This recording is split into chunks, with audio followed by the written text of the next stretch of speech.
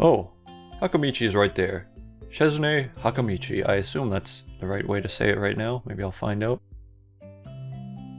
As he calls out her name, the cute, bubbly-looking girl with bright pink hair and gold eyes waves her hand at me. I take a seat next to her by the window.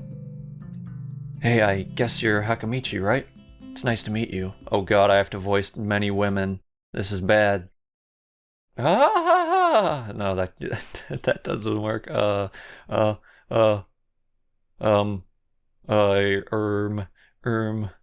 Anyone have any ideas on how to voice this bubbly anime femoid? Ha ha ha!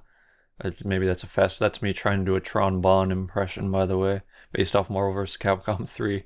I haven't played far enough into Mega Man Legends. Trombone's a Mega Man Legends character. I haven't played far enough to even see her. What? I'm caught off guard by her amazingly voiced laughter. It's nice to meet you too, but I'm not Hakamichi, I'm Misha, and if you notice in the corner where her name is, nice little detail of Shizune being crossed out, Misha being replaced. I'm Misha. This is Hakamichi. She-chan? Fucking Japanese words are hard. Giggling, Misha points to the girl next to her, the one I saw using sign language before. It looks like she's been staring at me this whole time. She nods once nonchalantly to show that she acknowledges my presence. Please stop with the but only barely. She has short seashells by the seashore, yet carefully, neatly brushed hair, a pair of oval-shaped glasses balanced on the tip of a dainty nose, and dark blue eyes that seem to alternate every few seconds between analytical and slightly bored. I love it when a girl bounces between analytical and slightly bored. It's nice to meet you. You gonna say anything, lady? You just gonna be rude like that? As Al punches her in the face. Good joke, me, thank you. She immediately looks at Misha, who smiles and makes a few quick gestures with her hands. Hakamichi nods and makes a few gestures of her own. I start to wonder if the teacher was messing with me, saying things like, you'll be able to talk to people, and who better to explain things to you. I can see you're a little confused, right? But I understand why you'd think I was She-chan. She-chan is deaf, so I'm the person who translates things back and forth for her. I'm like an interpreter. I don't know how to do Tilda's in voice. She says it's nice to meet you too. I think this game was also my introduction to the Tilda. I never knew of that squiggle line before. You're the new student, aren't you? Well, She-chan, of course he is. If he wasn't, he would have been standing up there for no reason, right? Misha looks at me with a weird expression, then continues. We don't know much about him, but we'll find out later. I've lost all sense of how to trombone. Maybe I should have introduced myself after all. Anything would have given a better first impression than the teacher's drone and fumbling with my name. We knew there was going to be a new student, but we didn't know— Shit. You're not me, Misha. Stop fucking doing an impression of me. We just met. That's rude. We knew there was going to be a new student, but we didn't know you would be here today, so soon. Hit-chan, right? Hit-chan? Yep, it fits, doesn't it? Did I say that out loud? It's just a surprise. I've never liked that nickname. I don't really see how. It fits! You look just like I imagined. Nobody make sex joke about it fits. Anti-joke again. Good job, me. Shizune makes hand motions is what those ... dots mean. Ha ha ha! Yeah, you look just like a Hit-chan. I wonder why everyone seems to think so. Hey, boop. This is me. If you can't pick it up in audio, I'm doing hand waves. Hakamichi taps her fingers on the desk to get Misha's attention. They gesture back and forth to each other excitedly, their hands a blur. Misha seems a little overwhelmed. Haha, sorry about that. She-chan wants you to know that she's the class rep, so if there's anything you need to know, you can feel free to ask her. Do you like the school so far? We can show you around a little if you haven't had the time to walk around and familiarize yourself with it. Misha stumbles with the hard word a bit, making it stick out in her otherwise fluid translation. Thanks, that would be pretty helpful, yeah. I just came I just kind of came straight to class today. Come joke.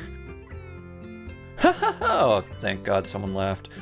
That's no good. You should always try to learn as much as you can about where you're going before you go there. Not just with school either. That is something that the game actually taught me, though I don't learn everything I can. That just drilled into my head that before I go to a job interview, I should look up the directions of how to get there many days before and write them down so I have them like on my phone, just in case I like lose data or something. This game's full of lessons, as are most things, one way or the other. By that I mean whether they're of value or just thinking about how they're not of value is value to you. Always! Even if it's a trip to the convenience store. Really, Shi-chan? Learn about where you're going? I guess I didn't bother to do that, or just didn't care enough to do so.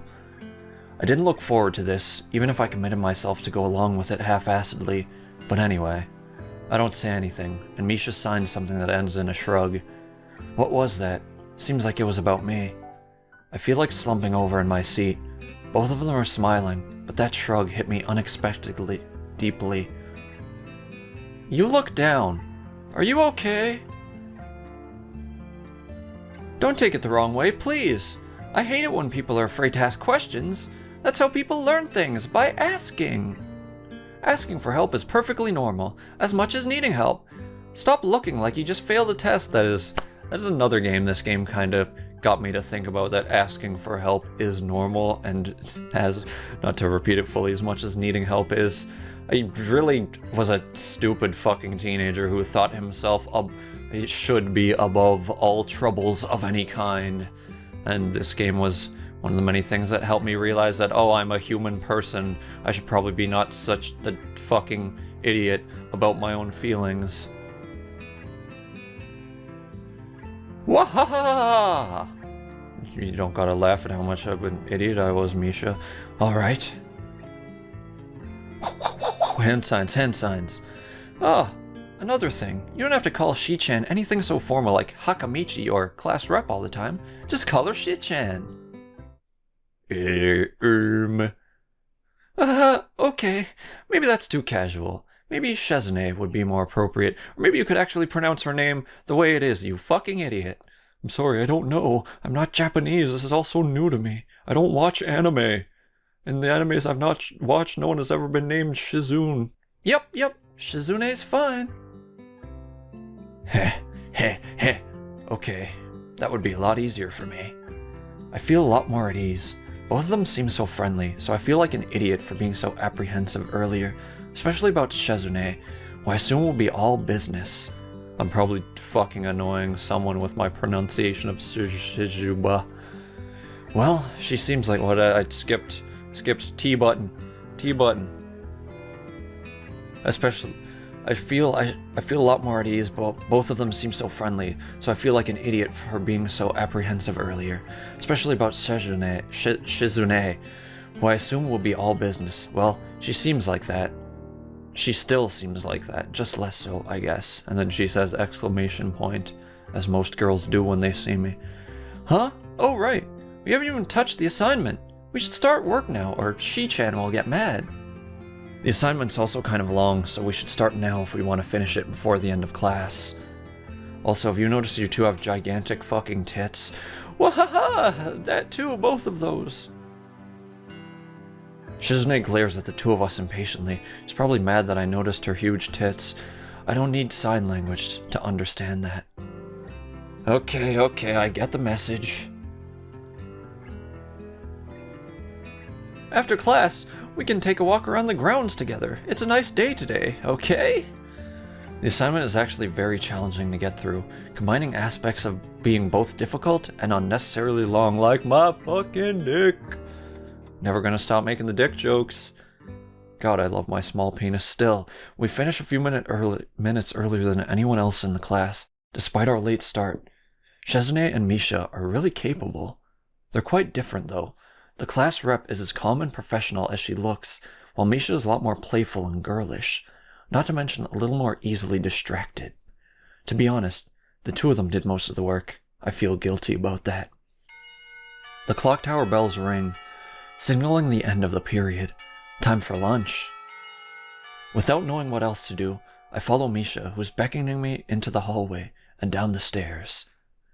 We descend even below the lobby where I met Muto, down to the bottom floor. Just like everything in this school, the cafeteria seems too spacious and oddly modern in contrast to the classic exterior. I remember the cafeteria in my school was much more open than this image here. It was tables at the sides and then open in the middle for people to walk around. And my brain wants to tell the story again, so I went to a very, very racist school. And in the cafeteria, even though everyone was fucking loud as shit, the racistness of the school, because the black children, I'll just be blunt and let you know how racist both I as a teen and my school were. Very bad environment for that, though only the complete idiots actually felt the racism. It was just mostly jokes. Not to excuse it, but it was not intentionally malicious with the smart kids. It was only the horrible racist that it was. Story is, many black kids in the cafeteria, so students would call it Cafrica. Very classy, I know. We were teen boys, it was an all-boys school, such as life in a Catholic school, which was very Italian and white mostly. It was like 90% white, 4% Asian, the rest other, which included the African Canadian, though I think we just say black here. I don't think we say African Canadian ever. So I don't know if that's racist to your outside sensibilities. Just like everything in this school, cafeteria seems too spacious and oddly modern in contrast to the classic exterior. Its big windows open to the courtyard, towards the main gate. It's the cafeteria! Her enthusiastic statement of the obvious makes people around us stare, but Misha doesn't seem to care, so we proceed to the line. It's a very straightforward affair. There is a rather long list of menu options, which seems great until I realize that many of them are to accommodate students who need special diets. Like me, I need 3 bottles of Dr. Pepper every day, or I go fucking batty, I get grumpy, I start shouting at people like a white girl without her coffee. How nice. It feels like I'm back at the hospital, eating portions measured with scientific precision to meet the needs of the patients. Please don't be advertised to by me saying Dr. Pepper. Do not go buy, do not support, do not put the poison in your body.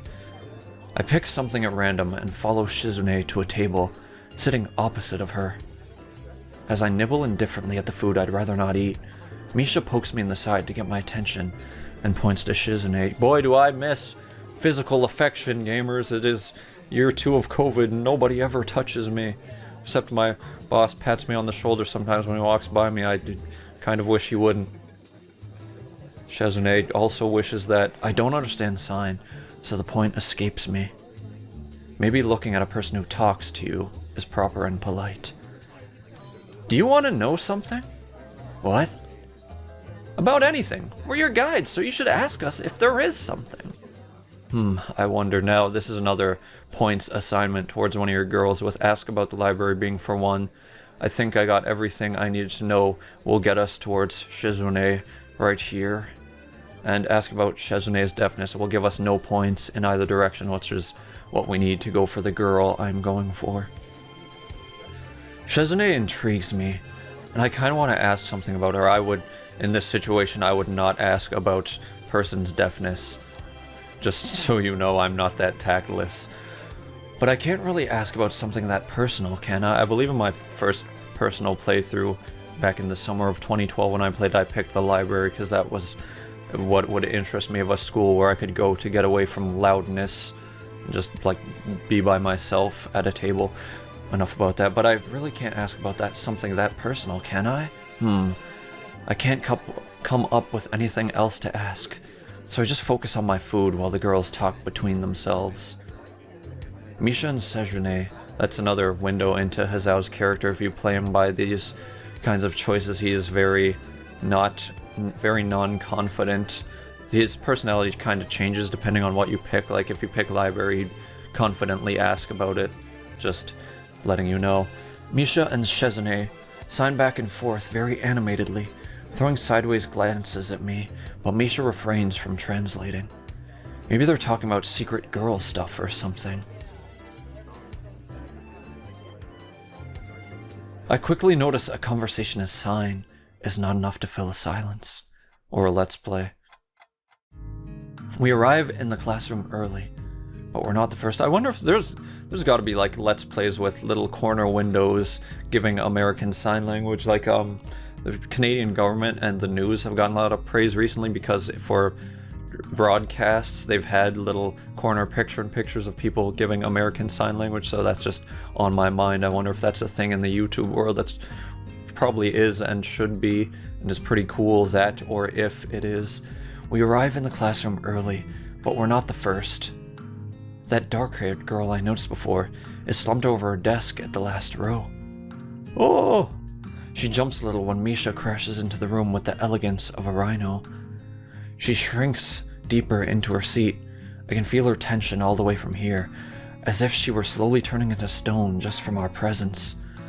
Misha and shizune either don't notice or don't mind it as they walk directly past her to their seats and begin to converse. I'm left wondering about her, even when the classroom slowly fills with other students, and finally the teacher. Getting into the rhythm of school feels strange. It's as if my brain remembers how that's done, but my body doesn't. Towards the end of class, I start yawning and counting the minutes left. I shouldn't be this tired on my first day of school.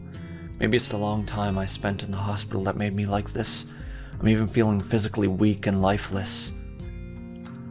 When I think I remember when I got out of the hospital, I was actually full of energy, boundless. Towards the end of my treatment time, they changed something about it, and for the vast majority of it, I was very weak and slow.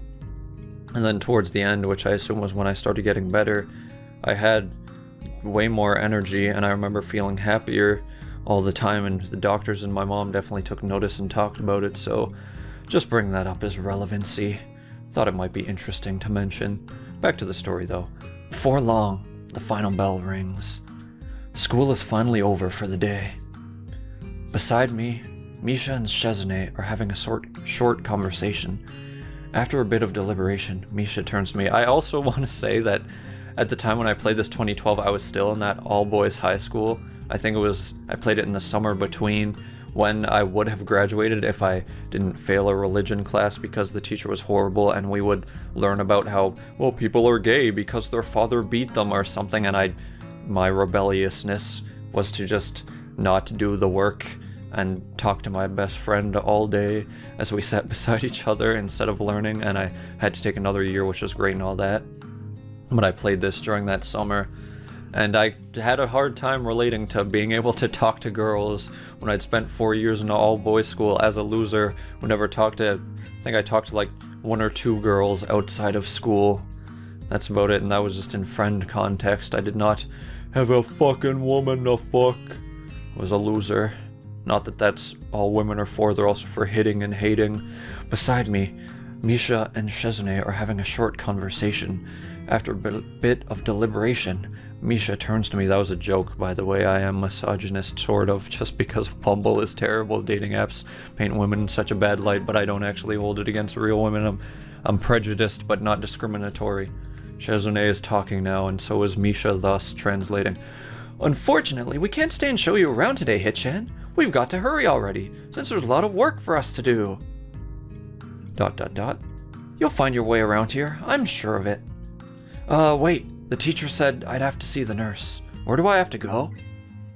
Is that so? We can at least show you that much. Come on, the nurses have their own building, so we have to go outside. We join the flow of students making their way down the stairwell and outside, with the girls pointing out other senior classrooms in the same hallway as ours. When we get outside, the girls make their way to the smaller building right next to the school. It's built in the same style, so it looks like it's actually part of the main building. This is the auxiliary building here. There's a lot of official and important stuff inside, like the Yamaku Foundation office and all the nurses' offices. They even have a swimming pool. How's that official? Don't be silly, Hitchan. It's for physical therapy, of course. Anyway, all the nursing staff facilities are in there too. The head nurse's office is on the first floor. You'll be fine from here, right? We'll be going then. See you tomorrow. Yeah, thanks. Bye. A whole building for stuff that has nothing to do with the actual education? I guess that's necessary for a place like this. A sports shed is technically a place like that. I walk in. Why did I bring that up? That's irrelevant. I walk in, hoping that this really will only be a quick visit, like the teacher said. On a white door on the left is a green cross with the text Head Nurse and a nameplate. A voice from the inside responds to my knock almost immediately, but I can't quite make it out. It sounded like an invitation to open the door, so I invite myself further in. Oh, no, I'm nothing, it's not my cock in my hands. The room is fairly large and smells strange. A friendly-looking man turns around on his office chair to face me as I enter. He does not have his cock out. His desk is neat and tidy, but the bin under the table is overflowing with used medical utensils, and there are at least a dozen coffee cup rings lingering on the desk. How do I voice man in not standard teacher voice? Hello there. What can I do for you today? He's young looking and sort of rugged, but the dimples in his cheek wash that impression away when he smiles. Are you the nurse? He smiles like a person who's heard this very same question hundreds of times. Why, yes I am. It says so on the door, no? You can call me by my name, or just the nurse like everyone else. Of course, I shake off my confusion, realizing I should probably grab his extended, elongated, stretchy hand. His handshake is rather firm and friendly. Right, I'm a new student, and my homeroom teacher told me to come and meet you. My name is Shizune Nakai. His eyes light up with revelation, and he snaps his fingers. Oh, you're that, Nakai. I was just reading your file in the morning. Some kind of chronic arrhythmia and related congenital heart muscle deficiency, right? He gestures me to sit down in a vacant armchair in front of his desk. Yes? Good. Well, you've probably been briefed about the school enough, so I'll just go over this quickly. We have all kinds of facilities available, mostly physical therapy and such. There's always someone from my staff around, even at night, so never hesitate to call us if there is a problem. The famous 24-hour nursing staff. Oh, I gotta burp. Wow, this is like a hospital. Well, not exactly. For instance, we don't do brain surgery here. His joke feels so out of place that I'm left thinking why he even said it. Don't worry, Hazal, this is full of out-of-place jokes. Yeah, it's really weird to have so many medical people at a school. You'll get used to it. I'm not so sure of that myself, but I don't let the nurse know. Now, let me just find your file again. While he searches for something from his computer and shuffles stacks of papers around, I let my gaze wander around the room. It's the epitome of generic, I'd like to say. You're not so fucking interesting, Hazal. Beige walls and ceiling, dark gray laminate flooring, and all the equipment you'd expect from a school nurse's office. Even the ridiculous educational posters are hanging on all four walls, reminding me to eat properly, 3 times a day, and from all the food groups, boy do I never not do that. Smiling, the nurse draws a thick file from a stack of similarly thick files, and opens it, cock joke. So, you already have medication for the arrhythmia. Just remember to take your pills every morning and evening, or it won't help much. I have to say cock joke, or my brain will not allow me to continue when that happens. Apart from that, do you do any sports? Rash stuff like, I don't know, boxing? He grins to his own joke, but I don't. What does he think, I'm a fucking loser? He thinks I'm not tough? He thinks I can't box? Drop his ass in a second. Well, I played soccer occasionally with some classmates. Ah, alright. I'm afraid I'm going to have to ask you to... I'm afraid I'm going to have to recommend you. Sorry, I misspoke. I wasn't reading my subtitles right. You refrain from doing that, at least for the time being. Oh. My lack of reaction makes him raise an eyebrow, but really, I'm not too bothered by him forbidding me to kick a ball around. I guess I never did it out of burning passion for the sport. Just to have something to do. Of course, the 4chaners write that since we can all relate to it. Any kind of concussion might be very dangerous to your heart, and risking another attack is not a good idea. Was the previous one caused by sudden concussion of the chest area? There's no mention of the cause in your papers. Not exactly. I sidestepped the question acceptably, and he glances at me over his papers with a more serious expression on his face. Still, you need to keep your body healthy, so some exercise would do you good. We have physical therapy and such available as I said, but I don't think you really need such heavy measures. Just get some light exercises regularly. Brisk walks or even light jogging, jump rope, that sort of thing. Swimming maybe? There's a pool here. So I was told. You were? Very good. At any rate, I'm sure you've been told this before, so you just need to take care not to overexert yourself. I'm sure a pussy like you won't have any problem doing that. He wags his finger to emphasize that point. No need, really. I've heard this 1,000 times already. Absolutely no unnecessary risks. Take care of yourself. Okay. He goes over my papers one more time and sets them on the desk, obviously content. Good. That's it then. Come meet me if you ever need something. What a fun character. I'm ushered out before I even realize it. A quick visit indeed. I do have an appreciation for some nurses as they do a fucking stupidly hard job, or idiots will berate them for being good at it and for probably not enough pay. There was a recent in my province, I don't know if this is relevant to you at all, there was a wage freeze on nurses during the pandemic, and boy was that ever an outrage to everyone. Oh, you're working the hardest you ever have in your life in the most dangerous scenario in recent history for you. Hey, fuck you, no more money. I can sort of relate as a grocery store worker who used to get hero pay and no longer do despite the risk, now with Omicron being as great, if not more than ever. But that's probably irrelevant. Let's get back to the story. I end up standing in front of the main building and the auxiliary building, although to my eyes, they still look one and the same. It's the first real look I got at the other students, so I watch people coming out of the school, going towards the gate or the dorms. Everyone seems to know where they're going, and I still keep thinking that most of them don't look too special for being students at a special school. Then again, neither do I. Does that make me one of them? One of us? Yeah, you're a person, Hazao. I guess that's the point of the story. We'll get to that.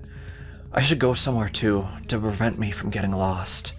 It's around dinner time, but I feel tired instead of hungry. The wariness in me only grows as I trudge towards the dorms, set a little way apart from the main building complex. There's a garden of sorts between the school and the dorms, shrubbery, flowers, and that overbearing smell of fresh-cut grass that fills the atmosphere. It dawns on my tired mind that the smell feels novel because I haven't been outside at all for so long. The dorm building is big and made of red brick. Like the others, it feels way too pompous for what it is, so I push forward, going inside. It takes more time than necessary to fish out the key I was given from my pocket. Room 119, almost 117, which would be Master Chief. Despite the ornate exterior, the inside of the dorm is fairly new, functional, and boring. Just like in the main building, the halls and doors are wide to accommodate wheelchairs. The same goes for the elevators at the ends of the hallways.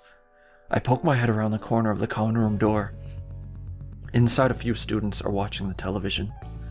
One nods and gives a quick hello before turning back to the TV. Seems that only the girls around here are sociable. I suppose that's perfectly fine with me. I climb the stairs to the upper floor. Here, small corridors branch off from the main hallway. Each of these minor halls seems to have a toilet and a shower, as well as 4 rooms. About halfway down the hall, I spy room 119. The nameplates on the rooms adjacent to mine are blank. I guess there are just 2 of us here. Light shines from below the door of room 117. Oh my god, Master Chief's inside, so I knock lightly. Hello? Is anyone home? Master Chief? From inside, I hear a few movements. Then, the clicking of more locks than I thought these doors had. After a moment, the door squeaks open. Oh, it's just some cool guy. A bespectacled boy is standing in the doorway. He is looking at me very intently through his extremely thick eyeglass. Sorry, I forgot I'm Hazao for a second. So what's the voice? Who is it? Blind? No. At least not completely. But why would he have eyeglasses if he was? He leans closer to me until our noses are almost touching. His breath stinks of garlic. Hazao Nakai, I'm moving into the next room. I thought I should introduce my... His face suddenly brightens in realization, and he stands back upright, thrusting his hand out in a smiling greeting, almost straight to my diaphragm. Oh, sup dude, the name's Kenji. Hi. I take Kenji's sweaty hand and shake it, still a little rattled by the sudden change of attitude and vehement welcome. There were some suspicious-looking people going in and out of your room earlier. It was probably my parents. Your parents? You sure? 'Cause they could have been some other people too. You can't judge a book by its cover. His out-of-place proverb is left hanging between us awkwardly as I try to think of some way to respond. I'd say the chances are high enough. He shudders and makes some exaggerated hand gestures. You're a brave man, Hazao. Me? I don't think I could trust the chances. The only one I trust is myself. Does that mean I shouldn't get to know you either? He thinks about this for a while. A wise decision. Damn, you are smarter than you look. Probably. What do you look like? I hope not smart. He squints his eyes and leans closer again, but I lean backwards to dodge it. Never mind, it doesn't matter. With that, he turns, fumbles around for a moment in search of the door handle, and shuts the door behind him.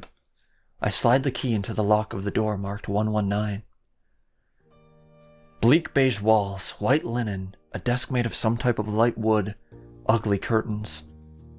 It's no one's room. It's no one's room. Impersonal. Like my hospital room was. Sorry, I just got distracted by how much I like this song. My bags are sitting at the foot of my bed, looking a lot emptier than they did this morning. The closet is sitting open, stocked with my clothes. Also, it seems that there are a number of school uniforms hanging there as well. A note is pinned to the sleeve of the shirts. You could have just put it on something without putting a pin through my shirt and ruining it.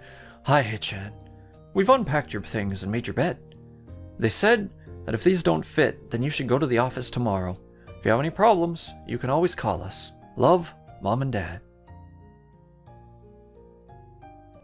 Well, at least I don't have to worry about unpacking. I kind of hoped I would have. Then there would have been something to do. It's still too early. I put the note down on the desktop and lie down on the bed, feeling drained. Lying there makes me want to read something, but I have nothing with me. Should have asked to go to the library, fucking dumbass. I wonder if the hospital conditioned me for wanting to read whenever I have nothing to do. I wonder if the hospital conditioned me to play video games when times are hard. The restless urge just keeps growing until I have to stand up. Maybe it's stress or something. I was pretty nervous about it before coming, and for the entire day too. I still am, I think. Damn, I have to distract myself somehow, so I know this won't be unnatural all the time. Tomorrow, I'll go borrow some books from the library. Yeah, I'll do that. But for now... The bottles of medications arranged neatly on my night table catch my eye. I pick one up and shake it just to hear the contents rattle inside, and then read the glued-on pharmacy label. Hazao Nakai, take 2 tablets daily to stay alive. It doesn't really say that, but it could just as well. It's kinda twisted, having your life depend on chemicals like this. I resented a little art food, just chemicals isn't the air a chemical, isn't all things in existence chemical. I resent it a little, but what choice do I have? With a sigh, I begin my new daily ritual of taking the right number of pills from each bottle, being careful to check the correct dosages. I lie down again, feeling hollow and uncertain, and after that, I keep staring at the blank, unfamiliar ceiling for a long time. It doesn't start looking any more familiar, not even after darkness falls, and long shadows draw across my room, like fingers. The sheets feel slightly more comfortable, warm and nest-like against the chill that passes for room temperature here. Soon, I like my rooms cold, I like to get under my blankets. It's more comfortable for soon.